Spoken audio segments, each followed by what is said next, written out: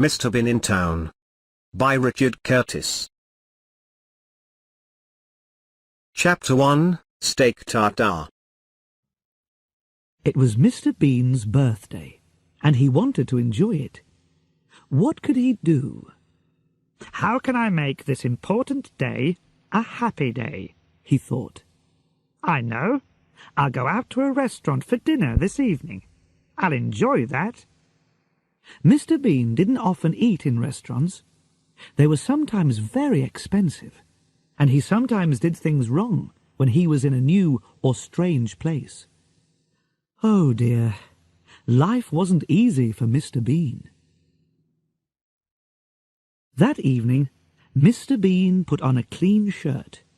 He put on his best coat and trousers. He put on his best shoes. Then he drove to a restaurant in the centre of town. He arrived at 8 o'clock and went inside. It was a very nice restaurant. Everybody was wearing their best clothes, and there were flowers on every table. "I'm going to like it here," thought Mr. Bean. "This is a good restaurant for my birthday dinner." The manager met him at the door. "Good evening, sir," he said. "How are you? Would you like a table for one?" "Yes, please," said Mr. Bean. "Follow me, sir," said the manager. He walked across the room to a table, and Mr. Bean went after him. "Here you are, sir," said the manager. "This is a nice table." He pulled the chair away from the table. Then he waited for Mr. Bean to sit down. Mr. Bean looked at him. "Why is he taking my chair away?" thought Mr. Bean. "What's he doing?" And he pulled the chair away from the manager and sat down quickly. When the manager went away, Mr. Bean sat quietly for a minute. Then he remembered something. He took a birthday card and an envelope out of his jacket. Next, he took out a pen and wrote, "Happy Birthday, Bean," inside the card. Then he put the card into the envelope and wrote his name on the outside of it. He put it on the table and put his pen back into his jacket.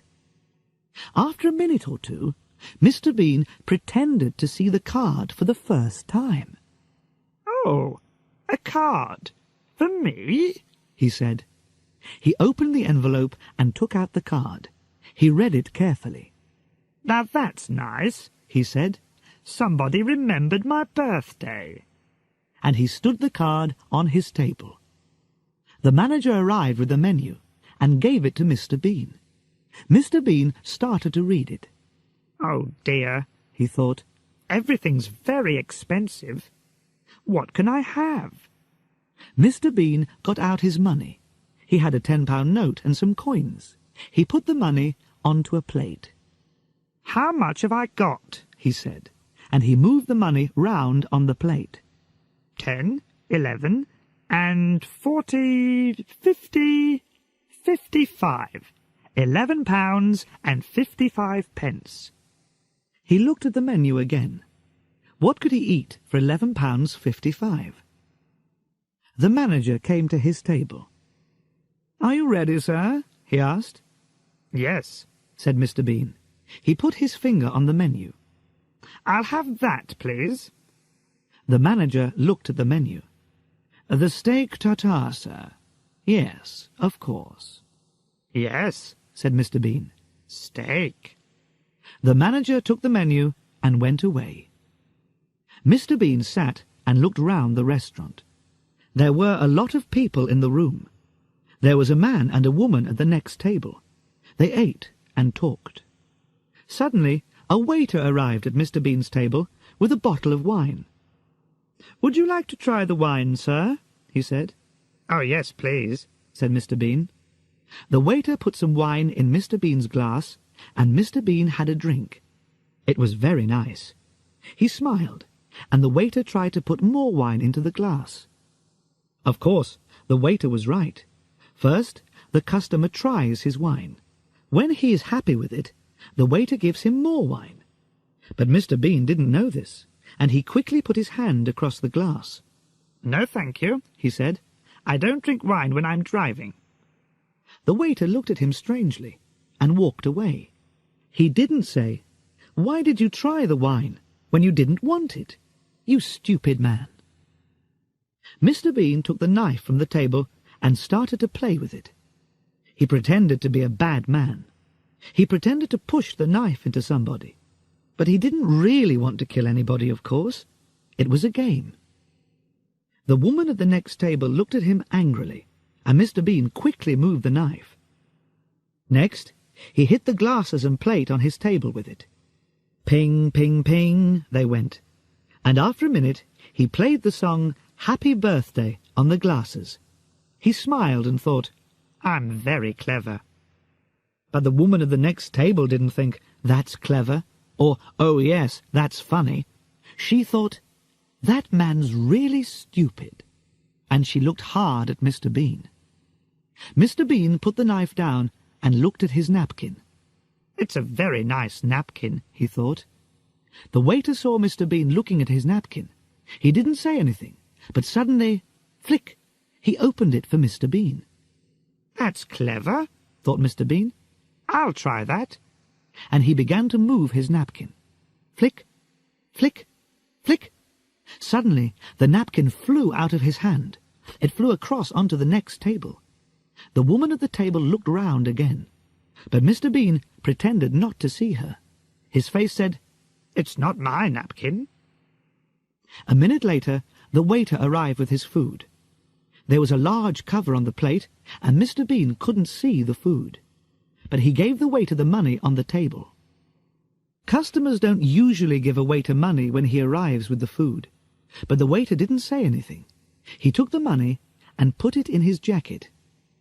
Mr. Bean was happy. "I'm doing everything right," he thought. The waiter took the cover off the plate and walked away. Mr. Bean looked at the food in front of him. He put his nose near the meat and smelled it. Then he put his ear next to it. "What's this?" he thought. He put some of the meat into his mouth. Suddenly, the manager arrived at his table. "Is everything all right, sir?" he asked. "Are you happy with everything?" Said Mr. Bean. He smiled. The manager smiled too. He walked away, and Mr. Bean's face changed. There was no smile now. "Ah!" he thought. "They didn't cook this meat." But he had to eat it. "I don't want people to think that I'm stupid," he thought, "but I'll never ask for steak tartare again. Never." He pushed his plate away. But then the waiter went past his table. "Is everything all right, sir?" he asked. "Oh, yes," said Mr. Bean. He smiled. "Yes, everything's very nice, thank you." He smiled and pretended to eat some meat. But the waiter went away before Mr. Bean put it into his mouth. "What can I do with it?" he thought. "I can't eat this. Where can I hide it?" Then he had an idea. Carefully, he put the meat into the mustard pot and put the cover on it. "Where can I put some now?" he thought. "I can't eat it, so I've got to hide all of it. Oh, yes, the flowers." He took the flowers out of the vase, but then the manager went past, so Mr. Bean pretended to smell the flowers. Very nice," he said. The manager smiled and walked away. Quickly, Mr. Bean put some meat into the vase and pushed the flowers in on top of it. He looked round the table. "Where next?" he thought. "Yes, the bread." He took his knife and cut the bread roll. Then he quickly ate the middle of it. Now he could push some meat inside the roll. He did this. Then he put the roll down. He looked at the meat on his plate. "There's a lot of it," he thought. "Where can I hide it now?" He looked at the small plate on the table. Perhaps he could hide some meat under the plate. He looked round. "Nobody's watching me," he thought. So he took more meat from the big plate in front of him and put it under the small plate. Then he pushed down hard with his hand. The waiter walked past his table again. Mr. Bean smiled at him and put his arm on the plate. After the waiter went away, he pushed down on the small plate again. "That's better," he thought. Now you can't see the meat. Good. But there's more meat. Where can I hide it? He looked round the table. The sugar pot, he thought. But it's got sugar in it. What can I do? He thought quickly. Then he put some sugar into a wine glass. Next, he put some of the meat into the sugar pot. Then he put the sugar from the wine glass on top of it. Good, he thought. Nobody can see it in there. Suddenly, Mr. Bean could hear music. Where's that coming from? He thought. He looked round and saw a man with a violin. After a minute or two, the man came across to Mr. Bean's table and played for him. Mr. Bean smiled. This is nice, he thought. Then the man saw Mr. Bean's birthday card, and the music changed. The man started to play Happy Birthday. The people at the other tables looked round when they heard the song. Who's having a birthday, they thought. Then they saw Mr. Bean and smiled at him. Mr. Bean smiled back at them. He pretended to eat some of the meat, but he didn't put it into his mouth. The man with the violin walked round Mr. Bean's table and watched him. He played his violin and waited for Mr. Bean to eat the meat. And he waited, and waited, and waited. I'll have to eat some, thought Mr. Bean. He'll only go away when I eat it. So he put the meat into his mouth, and the man with the violin turned away to the next table. The meat was in Mr. Bean's mouth, but he didn't want to eat it. He wanted to put it somewhere. But where? He looked at the man with the violin. He moved quickly. He pulled open the back of the man's trousers and opened his mouth. The meat fell inside the trousers. He smiled. That was clever, he thought. The man with the violin moved round the next table. He played a song to the man and the woman. The music was very beautiful. They listened and drank their wine. They watched the man with the violin, so their eyes weren't on Mr. Bean. Nobody's eyes were on Mr. Bean.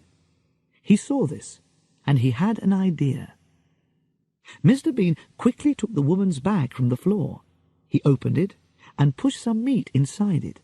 Then he put the bag on the floor again. But when he did this, he accidentally put his foot out. The waiter walked past with some plates of food, and he fell over Mr. Bean's foot. The plates fell onto Mr. Bean's table and onto the floor. There was a loud crash, and the people at the other tables looked up quickly. "What happened?" they said. Then they saw the waiter on the floor. "Oh dear," they said. Now Mr. Bean had another idea. Here was the answer to his problem. He moved very quickly. He pushed the meat from his plate onto the table with the other food. Then he pretended to be very angry. "Look, you stupid man," he said to the waiter. "Oh, look at this." The waiter got up from the floor. "I'm sorry, sir," he said. "I'm really very sorry." The manager arrived at the table. "I'm very sorry too, sir," he said. "Oh, the food." "Yes, it's everywhere," said Mr. Bean. "Look, it's in the mustard pot, it's in the bread roll, it's in the vase of flowers." He took the woman's bag from the floor. "And it's in here." He pulled open the back of the violin player's trousers. "And here." The waiter couldn't understand it. "Go back to the kitchen," the manager told him, and the waiter went away. Then the manager turned to Mr. Bean. "Please, sir," he said, "come with me." "What?" said Mr. Bean. "Oh, yes, all right." The manager took Mr. Bean to a clean table. "Sit here, sir," he said. Mr. Bean sat down. "Thank you," he said. The manager opened Mr. Bean's napkin. Then he got the birthday card from the other table. He put it on Mr. Bean's clean table. "Thank you," said Mr. Bean. The man with the violin came across and played Happy Birthday to him again. Mr. Bean smiled. Now everything was all right. Now I can start again, he thought, and this time I'll do everything right. The waiter arrived at Mr. Bean's table. He put a plate in front of Mr. Bean. The manager smiled and took off the cover. Mr. Bean looked down, and he stopped smiling. There, in front of him, was a very large plate of steak tartare. Chapter 2, The Laundrette. A lot of Mr. Bean's clothes were dirty. I'll go to the laundrette this morning, he thought. I'll take the car. He put his dirty clothes into a very large black bag and took the bag out to his car. He put it inside. Then he got in and drove to the laundrette. The laundrette wasn't very busy that morning. Before Mr. Bean arrived, there were only 2 women there. The younger woman was with the laundrette manager. "I've got to wash a lot of clothes," the young woman said to the manager. "I'll want a big washing machine." "This is one of our bigger machines," said the manager. "Use this." At that minute, Mr. Bean arrived. He had the black bag on his back, and he couldn't get it through the laundrette door. "Oh," he said. He pulled and he pushed. He pushed and he pulled. In the end, he got the bag inside. He took it across to one of the washing machines. "Money," he thought. "I want 2 one-pound coins for the washing machine." He took 2 one-pound coins out of his jacket and put them on the top of the machine. But then Mr. Bean saw a note above the washing machine. Machines now cost £3. "Oh, no," thought Mr. Bean. "Have I got another 1-pound coin?" He looked in his jacket and his trousers, but he could only find a 5-pence coin. He put this on top of the washing machine. Then Mr. Bean remembered something. He did have another 1-pound coin. But he looked round. The young woman was next to the big washing machine. Mr. Bean saw her putting some clothes into it. The laundrette manager was busy in his little office. "Nobody's watching me," thought Mr. Bean. "Good." He opened the front of his trousers. Then he started to pull out some string. The young woman turned suddenly and saw Mr. Bean pulling the string out of his trousers. "What is that man doing?" she thought. Mr. Bean saw her looking and turned away quickly. But now the older woman looked at him. Her eyes opened wide. "That's a strange man," the woman thought. "He's got string inside his trousers." On the end of the string was some paper, and inside the paper was a 1-pound coin. Mr. Bean smiled. He took the coin out of the paper and put it on the top of the washing machine. Then he put the 5-pence coin back into his jacket. Next, he opened the washing machine. A man came into the laundrette with a bag of dirty clothes under his arm. He was young and strong. When he saw Mr. Bean, he smiled. But it wasn't a nice smile. He didn't say hello or good morning. He pushed Mr. Bean away from the washing machine. "What?" began Mr. Bean. Then the young man pushed Mr. Bean's 1-pound coins onto the next machine. Mr. Bean was angry. He turned round to speak angrily, but then he saw the young man taking a white karate suit out of his bag. "A karate suit," thought Mr. Bean. "So he can fight. Perhaps I won't say anything." The young man pushed his white karate suit into the washing machine. Then he put some money into the machine and sat down on a chair. He took a magazine out of his bag and began to read. Mr. Bean started to put his clothes into his washing machine. There were some pairs of underpants. "Monday," he said, and he put 1 pair into the machine. "Tuesday," He put the next pair into the machine. "Thursday, Friday, Saturday." 3 pairs went into the machine. Mr. Bean stopped. "Wednesday," he thought. "Where are Wednesday's underpants? Oh, It's Wednesday today, and I'm wearing them. What could he do? He had to wash them, so he had to take them off. He looked round. Where can I go? He thought. There was a partition near the washing machines. I'll go behind that, he thought. He started to walk to the partition, but the young man put his legs across the floor. He wanted to make Mr. Bean angry. But Mr. Bean remembered the karate suit. The man could fight. He walked round the young man's legs and said nothing. He went behind the partition and carefully took off his brown trousers. The young woman put some of her clothes into one of the very big washing machines. The other clothes were on the top of a smaller machine near the partition. She didn't watch her clothes very carefully.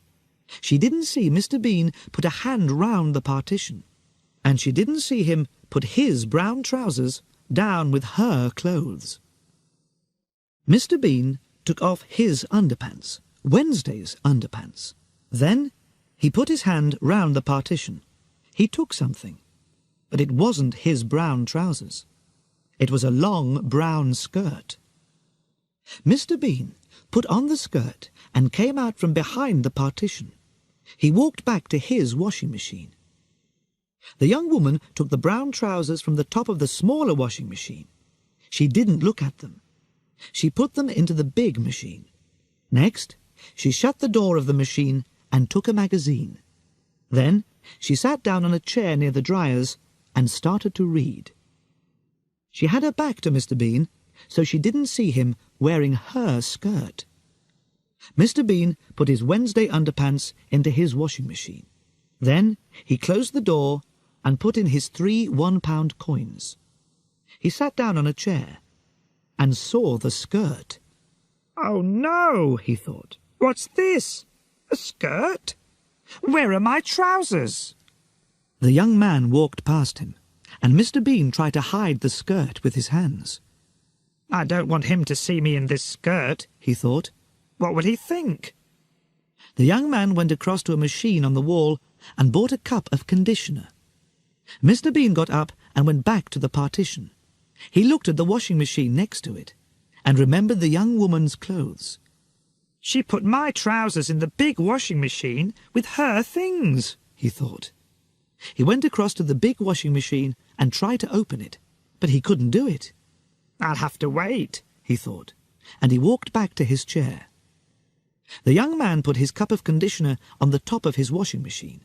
Then he looked at Mr. Bean and saw the skirt. He started to laugh. Mr. Bean looked away quickly. He got his black bag, and a pair of underpants fell out of it. Oh, Sunday's underpants, he said. He tried to stop his washing machine and open the door, but the machine didn't stop. What can I do? He thought. He looked down at the skirt. I know. I'll wear Sunday's underpants under this skirt. That's a good idea. He looked round, then went across to the conditioner machine, away from the other people. Carefully, he started to put on Sunday's underpants. He put his feet into them, and suddenly he couldn't pull them up. He couldn't move them. There was a strange foot on them. It was the young man's foot. Mr. Bean turned round and saw the young man laughing at him. Mr. Bean wanted to shout, "Go away, you stupid man!" but he was too afraid. After a minute, the young man laughed again and went back to his chair. Mr. Bean quickly pulled up Sunday's underpants. He was angry. I don't like people laughing at me, he thought, and he looked at the young man. What can I do to him? I can't fight him. He's too strong. Then he had an idea. There was a coffee machine next to the machine for conditioner. Mr. Bean went across to it and got a cup of black coffee. He smiled and walked back to his washing machine with the coffee. The young man's eyes were on his magazine. He didn't look at Mr. Bean or the washing machine. Now, thought Mr. Bean, and he quickly changed the young man's cup of conditioner for his cup of black coffee.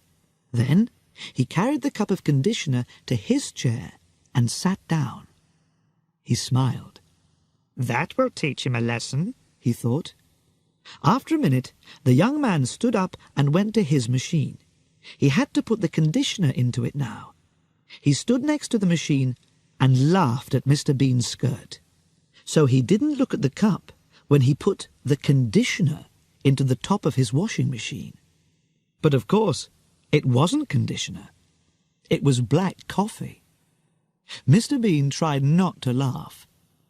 The young man sat down in his chair again and looked across at his washing machine. There was a window in the door, and the young man could see his white karate suit going round and round in the water. But the suit wasn't white now. It was brown. What? He shouted. He jumped up. He ran across to the cup and looked inside it. Then he put it to his nose and smelled it. Coffee! He shouted. Then he looked across at Mr. Bean. Did you? Mr. Bean didn't answer, but his face said, Who? Me? He pretended to drink his cup of coffee, but it wasn't coffee. It was conditioner. The young man went to find the laundrette manager. Mr. Bean stopped drinking and said, Ah! The young man showed the brown karate suit to the laundrette manager. What's wrong, sir? Said the manager. This karate suit was white when I came in here, said the young man. Now look at it. What did you do to it? Said the manager. Me? I didn't do anything to it, said the young man angrily. He pulled the manager across to his washing machine. This is your machine, is that right? Yes, said the manager. The young man showed him the karate suit again. This cost me £200, he said. What are you going to do about it? Will you come to my office, please, sir? Said the manager. We can talk about it there. Mr. Bean sat opposite a large dryer. His underpants and other things were in the machine. They were clean now and nearly dry. Mr. Bean waited. After a minute, the dryer stopped. He got up and opened the door. Then he started to take out his clothes. A minute or two later, the young woman came to the next dryer and started to take out her clothes. They were dry too. Perhaps my trousers are in there, thought Mr. Bean. The young woman took some clothes out of the machine and put them into a bag. Then she went back to the big washing machine for her other clothes. Mr. Bean moved quickly. He started to look through her clothes for his trousers, but he couldn't find them. Where are they? He thought. They're here somewhere. Wait a minute. Perhaps she left them in the dryer. So he looked inside it. First, he put his head into the machine. I can't see anything, he thought. It's too dark. Next, he climbed into the machine. The young woman was busy at the big washing machine. She didn't see Mr. Bean climb into the dryer. Then she took something out of the big washing machine. Her eyes opened wide. What's this? She thought. A pair of trousers? I haven't got any brown trousers. She threw them onto one of the other washing machines. Then she took her clothes across to the dryer. Mr. Bean was inside the dryer.